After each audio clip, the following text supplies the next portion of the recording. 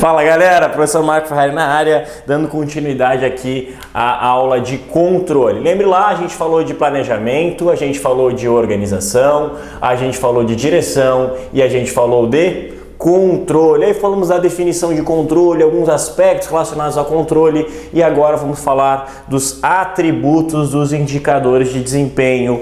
Nós vamos falar de 8 atributos, nessa aula falamos de 4 atributos e depois iremos falar de mais 4 atributos. Show de bola? Galera, quais são os atributos dos indicadores de desempenho ou o que são atributos dos indicadores de desempenho? Indicadores de desempenho são aqueles elementos que servem para que a gente possa avaliar o alcance ou não dos objetivos e das metas organizacionais.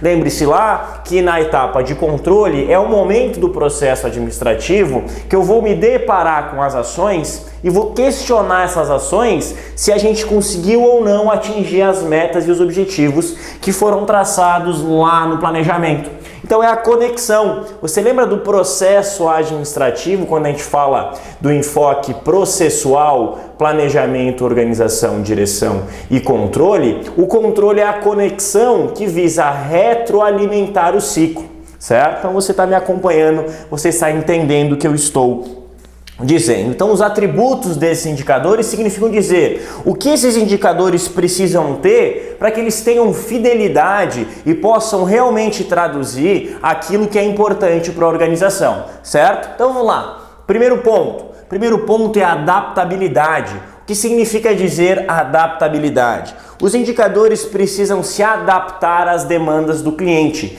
ou seja, eles precisam poder ser lidos de mais de uma forma. Você pensa, por exemplo, no indicador nota. O indicador nota é o indicador que eu utilizei como exemplo durante toda a etapa de controle. O indicador nota ele vai me dizer qual foi o desempenho do estudante. Então ele vai poder ser utilizado de várias formas. Ele pode me dizer como é que foi o desempenho na prova. Ele pode me dizer qual foi o grau de entendimento da matéria do aluno. Ele pode me dizer também, além do grau de entendimento, além de qual foi a nota, ele pode me dizer também quanto o aluno estudou para aquela prova. Você percebe que o mesmo indicador, ele é adaptável. Ele é adaptável àquelas determinadas situações que eu posso extrair dele. Nesse caso, o indicador nota obedece esses atributos dos indicadores de desempenho.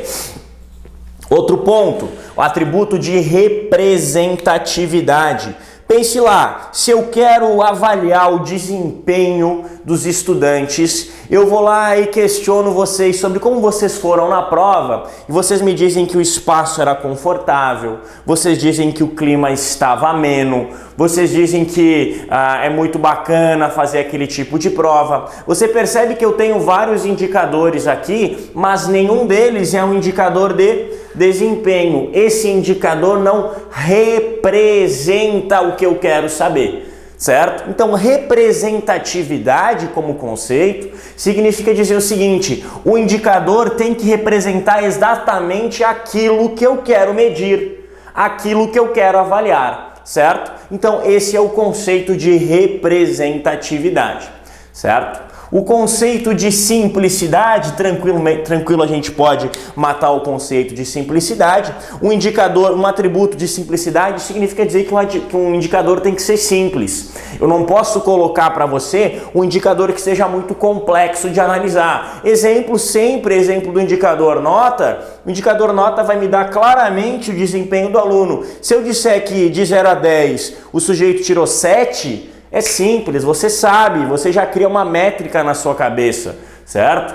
Outro conceito de indicador, você pode colocar o velocímetro, a velocidade média do veículo, como um indicador de distância e tempo, quanto tempo ele percorreu. Então eu digo que a minha velocidade média foi 100 km por hora. Aí você já tem também uma certa análise. É simples, é fácil, eu tenho que conseguir entender. Esse é o atributo de Simplicidade, certo? E rastreabilidade, você coloca um asterisco para mim em rastreabilidade, porque na maioria das vezes é um dos atributos que as bancas mais cobram. Rastreabilidade significa dizer, eu tenho que ter a possibilidade de rastrear, de encontrar a gênese desse indicador. Eu tenho que ter a possibilidade de encontrar a gênese desse indicador.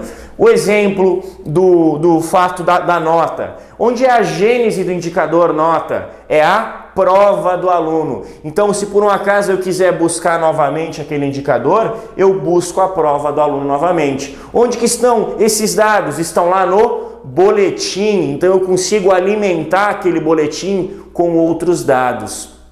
Então, rastreabilidade significa dizer que eu consigo rastrear esse atributo, eu consigo rastrear, esse indicador. O atributo de rastreabilidade é um tipo de atributo, é um atributo que dá confiabilidade aos indicadores. Vamos tentar trazer aqui algumas taxas, tá? Quando está se falando bastante disso.